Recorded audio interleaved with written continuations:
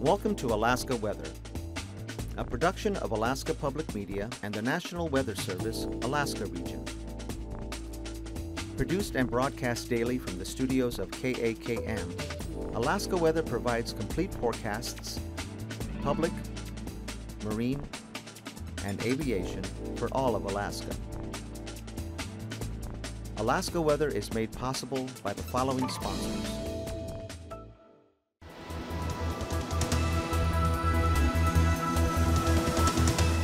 The National Weather Service.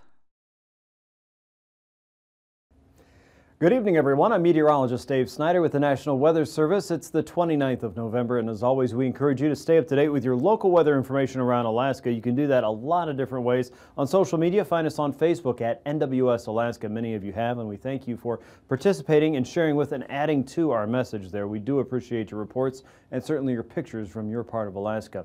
You can also find us on Twitter at NWS Alaska or NWS Anchorage, NWS Fairbanks, or NWS Juneau. That's a great way to have very quick alerts on your phone, and you can get a text from Twitter too. So if the internet service isn't really good where you are, you can still get text messages from Twitter if you set that up.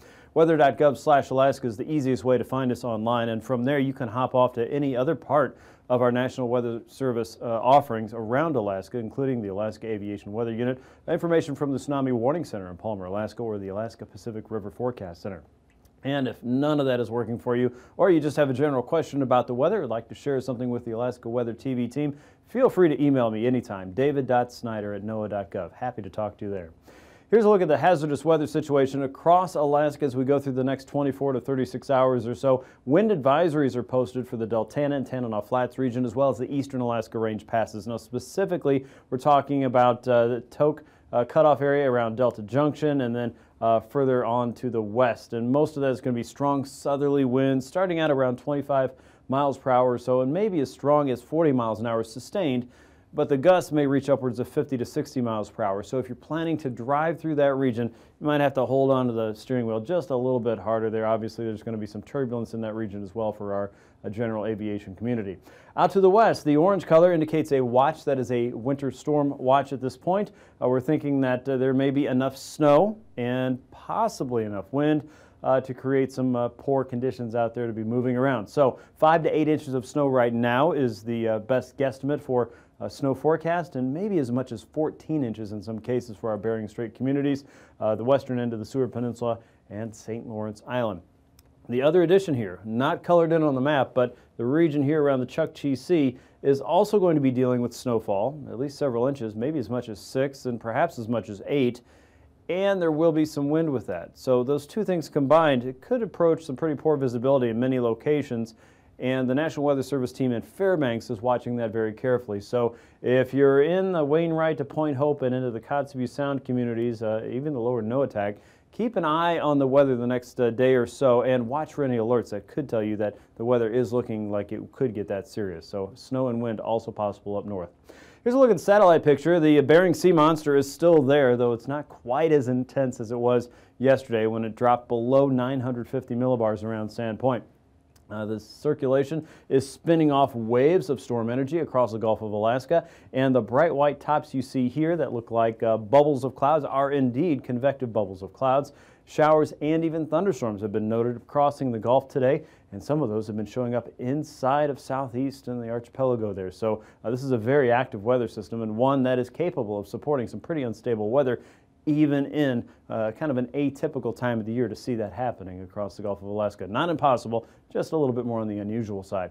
Out across the west, the speckled clouds that you see here, as always, indicate some pretty cold air flowing into the backside of the storm system. This is nothing more than nature's vacuum, and it is sucking the cold air out of the Arctic and pulling that in. Up across the north, a lot of cloud cover at times across the interior today, but not a whole lot of oomph with that, not a whole lot of precipitation where most people are.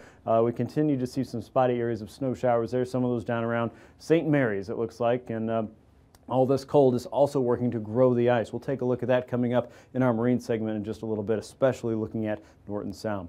Here's a look at the weather map today. The 962 millibars, up a good 10 millibars or so from about 24 hours ago. The front pushing ashore, bringing some heavy snow showers to Seward and Valdez this afternoon.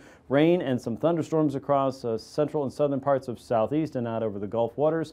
Some pockets of snow as you head up the road toward Healy, and also across the north slope, areas of light snow and poor visibility. Rain and fog, of course, across the central and eastern chain, and some steady winds coming out of the north and the west for places like Dutch Harbor and Unalaska. Tonight's weather includes more showers and some isolated thunderstorm activity across the Gulf and parts of southeast, generally southern southeast, maybe up around Petersburg as far north as that goes. It looks like snow showers for many across the Gulf Coast communities. Most of that will be higher terrain areas with the exception of Seward and around Prince William Sound. To the west, don't be surprised if you run into some pockets of freezing drizzle, maybe some freezing fog around Cook Inlet. That could include Anchorage, easy for me to say, and up around the valley too. So keep your eye on the weather and drive carefully on the road system. Everywhere else, it might not be that big of a deal. Areas of light snow around the YK Delta and into the upper Kobuk and Nuwaktak Valley. Some blowing snow for the northwest coast. And here comes the next weather maker working across the west coast. 973 millibars tonight. Tomorrow it's 961. And so if you're in the central chain, you'll be watching this one. Looks like another push of wind and probably some severe turbulence. We'll check that here in just a few minutes. Pockets of rain there moving through, some of that fairly steady, and you'll notice rain and snow, mostly rain probably by the end of the day and through the day for St. Paul and St. George there. Low pressure's off the coast of Kotzebue Sound, 998 millibars there. High pressure is working into western Canada, pushing another front kind of out of the way of Alaska. And we're still dealing with the remnants of that big low that's still over the Akpen today, over the Gulf tomorrow. Showers and even a couple thunderstorms still possible with some unstable air out across the outer coast of southeast. Rain and snow around Prince William Sound. That'll continue. As we get into Friday, low pressure is out across the western Bering Sea now, 961 millibars. We're back in rain for most of central and eastern chain communities. The heavier, steadier rainfall moving up through the Alaska Peninsula, the tightest wind field here. We're getting back into the stronger northwesterly winds, though, for the central and western chain, so we'll keep an eye on that. High pressure sitting out across the Copper Valley. That should help to clear skies up a little bit more for the Kenai Peninsula, the Copper Basin, and into northern parts of southeast. So Haines, probably Skagway, Gustavus. You're looking at some improving weather, maybe even around Yakutat as well. And low pressure sitting across the eastern Gulf at 1,005 millibars should still be present, keeping kind of some murky, showery weather going for you. Up north, watch for pockets of some clouds across the north and areas of snow and maybe a little bit of fog there for Friday. Let's take a look at temperatures for Thursday morning quickly. Single digits to about 0 around the middle Tanana Valley, points east. Northway, one of the colder spots, 14 below. Same goes for Fort Yukon. 3 above in Barrow. Looks like Nunivak Island, 24. Bethel around 11. Kodiak, 36. And mid to upper 30s for southeast. Dutch Harbor and Unalaska, upper 30s. And just above freezing for St. Paul, back to 40 by the afternoon tomorrow. 7 in Barrow. Bettles looking at 0. Tanana 6. 9 in Fairbanks, South Central, in the mid to upper 20s. Kenai 26. Near 40 in Kodiak. Upper 30s to mid 40s for southeast. Sitka looking at temperatures back in the mid 40s, in fact. Nome at 18 with Savunga at 28. By Friday morning, expect temperatures to hover very close to 0 once again, all the way from Ambler out toward Fairbanks and Gulkana looking at 3 below, 9 below in Northway, 1 below for our friends in Eagle, and 0 to 10 below for the North Slope, the coldest around Prudhoe Bay and Dead Horse and out toward Atkasuk. 15 degrees in Nome, 11 for our friends in Shishmaref, 27 for Savunga and Gamble. Teens to 20s around Bristol Bay, 31 in Kodiak, and mid-30s around Sand Point, out toward Cold Bay and False Pass, 37 around St. George in the morning and up to 40 by the afternoon, 10 in Fairbanks, lower 20s for Kenai, and 32 around Homer, 40 in Kodiak, with southeast looking at temperatures back in the mid-30s to lower 40s, and Barrow right around 5 degrees as we get into your Friday afternoon. And now, aviation weather around Alaska. Now on to flying weather. You'll notice as we get into Thursday morning, widespread IFR should be found across the Chukchi coast, especially in the north, and then over under the Beaufort Sea coast. Higher terrain in southeast will be dealing with IFR. MVFR will be more widespread across some of the inner channels and the outer coast, but fairly limited to the coast itself. The same goes for Prince William Sound and parts of South Central with IFR across some of the higher peaks of the Chugach and then out west across Bristol Bay and the Alaska Peninsula, with low pressure still hanging out to your west. You can see the next wave of IFR moving through the central Aleutians. That combined with turbulence will present another rough flying day for places like Adak and Atka, and in some cases even up toward the Pribilofs for Thursday afternoon. IFR will continue across the coastal plain, generally along and south of Barrow to Wainwright, toward the Brooks Range summits and east toward Kaktovik. Look for IFR across parts of Valdez and areas in the Copper River Basin. MVFR is still fairly widespread across some of the mountains and generally east of Anchorage up toward Dehne Pass and south of the Alaska Range summits. MVFR improves across central and southern parts of southeast, but IFR lingers across the higher terrain. Look for MVFR to be fairly widespread across southeast by Friday morning, and really a large part of the interior. Some improvements will be seen across the north slope there, including Barrow out toward Kaktovik and Prudhoe Bay. IFR conditions set in again across parts of the Yukon and Kuskokwim Delta, Nunivak Island up toward St. Lawrence Island, with widespread MVFR for most of our Norton Sound communities. And the same goes for the Alaska Peninsula and the eastern chain, with a hint of IFR just south of Nikolsky. As we get into the afternoon, big improvements for southeast by Friday afternoon, and really a large part of Prince William Sound and the Copper River Valley. Many in the Yukon Valley will be dealing with increased risk of MVFR, and will continue that threat up across the North Slope. IFR conditions should find their way back into St. Lawrence Island, Norton Sound. Nome will be one of those regions, the Yukon Delta, and parts of the southwest around the Wood, Chick Mountains and into the Bristol Bay communities there. MVFR all the way east and toward Kodiak Island and a large part of Cook Inlet and Kenai Peninsula as well. Let's take a look at your pass conditions in detail. For tomorrow, Anaktuvik Pass we expect to be listed as MVFR through most of the day. The same but should be said for Adigan Pass. Their marginal conditions should prevail. Lake Clark and Merrill Pass we expect to hold at IFR in the morning, with some improvements noted by the afternoon. And look for improving weather in Rainy Pass as well. A start at marginal conditions should be expected for your Thursday. Windy Pass is expected to lean over toward MVFR as we go through your day tomorrow. And it looks like Isabel Pass heading over from IFR to MVFR as the day goes on Thursday. Mentasta Pass right now still sneaking out on the eastern, drier, clear side there at VFR through most of Thursday. Teneda Pass we expect to see at least at a marginal level through most of the day. And Portage Pass could push that way, but a start at IFR, especially on the eastern side, of course, looks to be there. There might be some hints of MVFR by the afternoon, but again, that's a little bit of a stretch. Chilkoot and White Pass looks like IFR through most of the day on Thursday. Here's a look at your freezing levels now, and you'll notice there is a hint of warmer weather trying to build back in across the central and western Bering Sea. This is ahead of the next wave of low pressure again that's working in. A little hint of some warmer air aloft to the south and just south of the Dixon entrance, a level of 2,000 feet. Otherwise, most of the state remains below freezing all the way from Bristol Bay over toward, well, let's say Gustavus and just north of the capital city. That includes the Kenai Peninsula as well. So that's your freezing levels for tomorrow.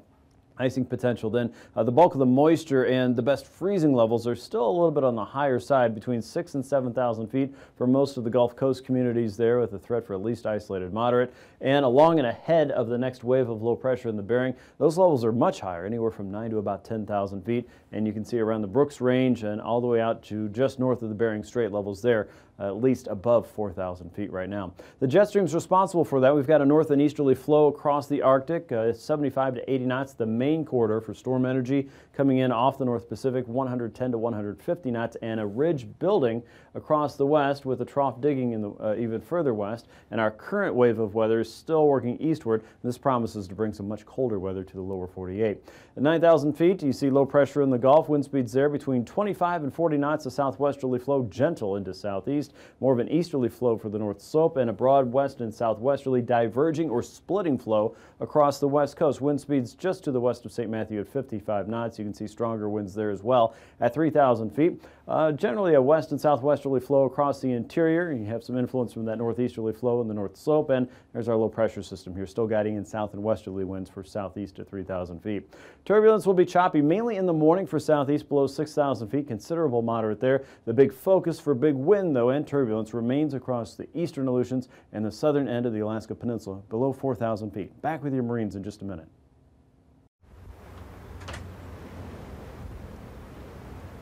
The National Weather Service supplies instruments to measure air temperatures.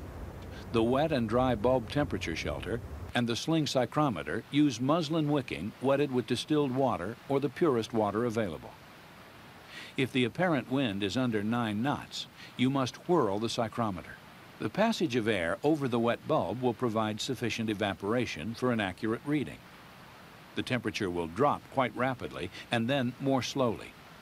Read the thermometer as soon as possible after ventilation has stopped and report the lowest reading observed on the form. The code card specifies the format for recording this information, as well as the dew point. Dew point is the temperature at which the air becomes saturated with moisture. It's determined from a table using the wet bulb temperature and the wet bulb depression, the difference between the dry and wet bulb readings.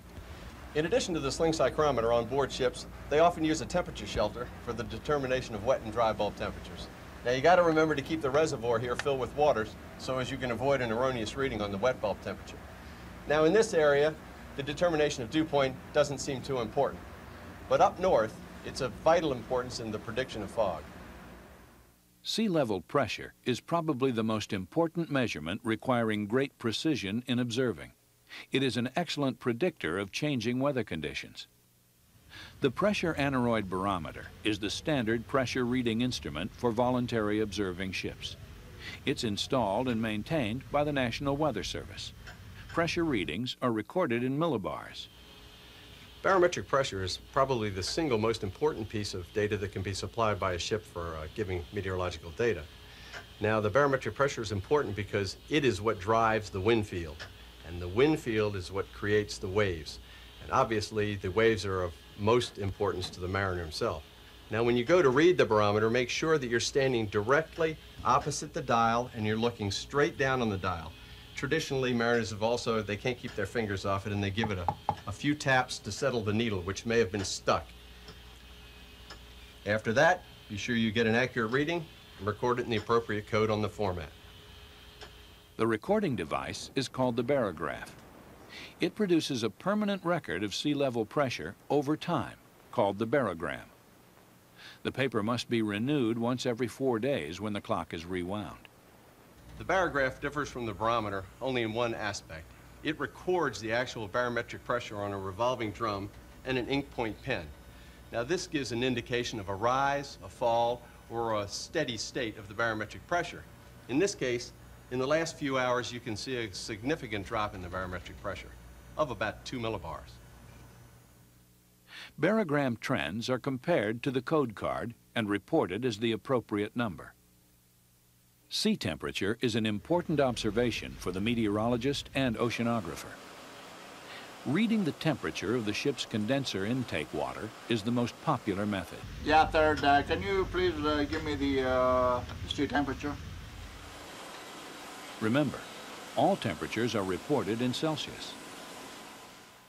It's most important for the observer to include as many groups in the synoptic code as possible. If any information is not available, such as when observing at night, include as much data as you can and code your weather message by using slashes for missing data. Do not transmit groups that contain all slashes. Your weather observations are important.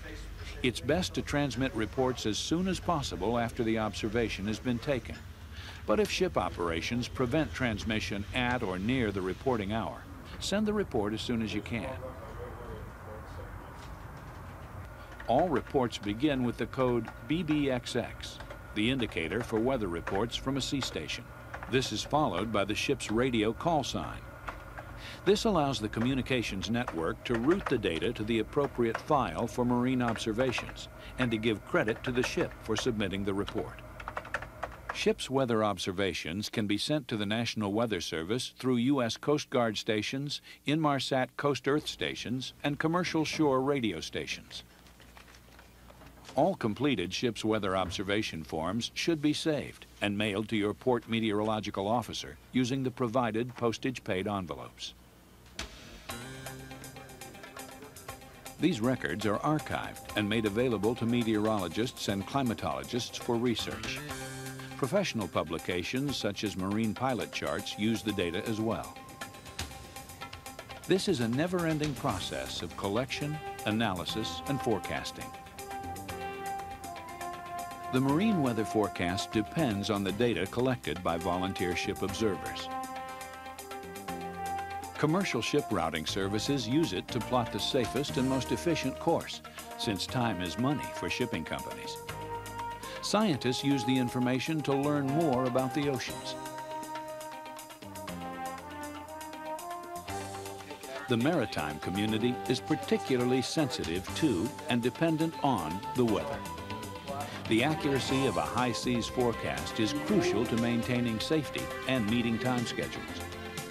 Your participation is a vital element of this information gathering network.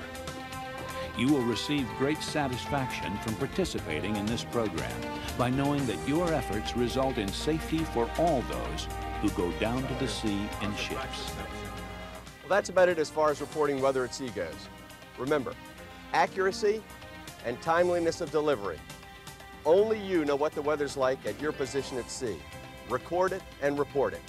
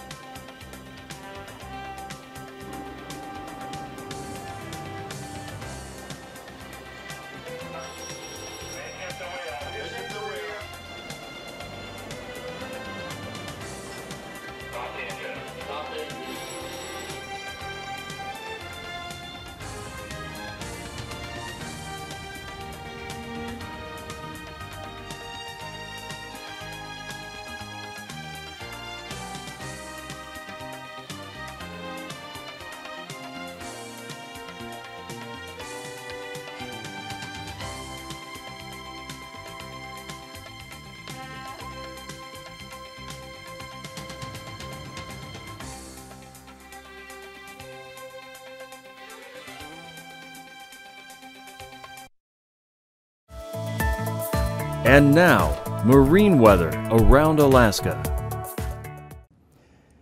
Time now for a quick check of your sea surface temperatures and ice edge. And what you'll notice here is a lot of cold water is setting up here across Kotzebue Sound and through the Bering Strait and the Chukchi Coast that is primed for ice development. And we are seeing that already across Norton Sound, some pretty fast growth there. Not quite to the southern edge of the Seward Peninsula, but certainly well inside of Norton Sound, and it won't be much to see the ice growing quickly across the Chukchi Coast. Of course, it has filled in across the Beaufort Seacoast at this point, and you can see Cook Inlet temperatures there are at that magical point at about 0 to -1 that are certainly at that freezing point too. So here is the ice edge as of this afternoon. Norton Sound quickly filling in, again, not quite to Nome. There's still some marginal ice out in the middle of Norton Sound, and ice is filling in across Kotzebue Sound as we have that offshore flow pushing cold air right toward the coast and then helping to push the ice away from the coast, allowing new ice to form in some of the coldest waters there. And again, there's some marginal ice up across the upper end of Cook Inlet as of this afternoon. You can always get the latest ice edge analysis and the outlook at weather.gov/Anchorage/ice.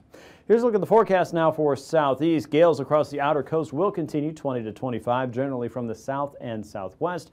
Wind speeds ranging from, or seas ranging from about 19 to 20 feet. On the inside, northerlies around the Lynn Canal, 3-foot seas. There's stronger gusts through Stevens Passage, up to 35 knots there with 4-foot seas, and 9-foot seas across Clarence Strait. Gusts continuing there up to 40 knots, even though sustained winds are holding around 15. As we get into Friday, the higher seas will be moving closer to the outer coast again with low pressure still in the Gulf. Not the big monster that was out west, but still active and still bringing the seas up a little bit more. So the outer coast, you're looking at 13 to 16-foot seas, more of a northerly flow developing there, and northerlies on the inside as well, with the exception of Clarence Strait at 15 knots from the southeast. You're looking at 15 to 20 knots as you head up through central and northern parts of the Panhandle with 3 to 4-foot seas, 8-foot seas in the Clarence Strait. Inside of Prince William Sound, easterlies at 15 knots with a 3-foot seas, a south and easterly flow across the outer coast.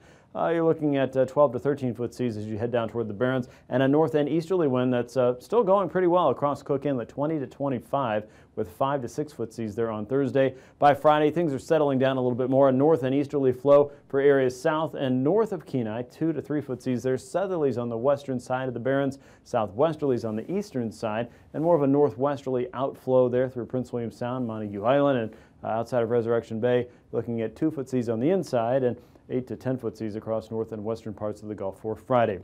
For Bristol Bay, northwesterlies 20 knots with 5-foot seas. Inside of Shelikof Strait, northeasterlies at 15 knots and 3-foot seas there. Southeasterlies still feeding into Kodiak Island. 19-foot seas coming off the Gulf, and you'll find similar conditions down the Pacific coastline with 25 to 30 knot winds. 25 knot winds from the north and west down the Bering Sea coast toward Cold Bay and Falls Pass. 13-foot seas expected there. And as you get out toward Friday, a stronger southerly flow redevelops as another low pressure system is coming in from the west. Look for 9 to 14-foot seas across the Pacific coast, south and westerlies on either side of Kodiak Island up to 20 knots, and 8 to 12-foot seas across the Bering Sea coast as you get into Friday. Here's the Aleutians once again, and things were sort of tame for a day, and now they're cranking back up again with westerlies across the Nikolsky to Unalaska region, 17-foot seas there, and southerlies taking back control over central and western parts of the chain. 35 to 40 knots with 14 to 15-foot seas in many areas. As you get out to the west, though, those numbers start to creep up. 18-foot seas south of Adak and Atka, and up to 25-foot seas from Kiska to Attu. And that's Thursday. Here's Friday. You're back to 28-foot seas there with a west and southwesterly flow. 30 to 35 across the central and eastern chain with seas from 15 to 20 feet, and southwesterlies from 21 to 24 feet there as you get into Friday. So gales for sure, and perhaps approaching storm force conditions if things get going again as we get into Friday and Saturday. Keep an eye on that. For the west coast, south and westerlies up and down the YK Delta. Over the ice, 10 knots, 2-foot seas there. Southerlies across the Pribilofs, 12-foot seas expected there on Thursday. For Friday, a little bit of a stronger flow, 25 to 30 in all areas. Southeasterlies in Norton Sound again. Heavy freezing spray possible there. Light winds across the Beaufort and stronger winds for the Chukchi. Easterlies 25 to 30, 7 and 9-foot seas with heavy freezing spray. And for Friday, 25 to 35 knots with 5 to 11-foot seas in the open waters and onshore flow across the Beaufort Sea. Recapping tonight's weather, wind advisories for the Deltana, Tanana Flats region and the eastern Alaska range. Those winds will continue from the south, gusting up to 40 to 50 knots. And a winter storm watch also across the western parts of the Seward Peninsula and St. Lawrence Island as we get into Thursday night and Friday, up to 14 inches of snow there. And I said knots, I meant miles per hour. Don't get too excited. As you look out to the Gulf, chance for a few showers and thunderstorms as we get into southeast tonight and again tomorrow. Thanks for watching. These forecasts are to be used for planning purposes only. Call 1-800-WX-BRIEF for a formal pre-flight briefing. Always file a flight plan before you go flying. The U.S. Coast Guard Auxiliary urges you to leave a float plan with a friend or the harbor master before you go boating. Alaska Weather is made possible by the following sponsors.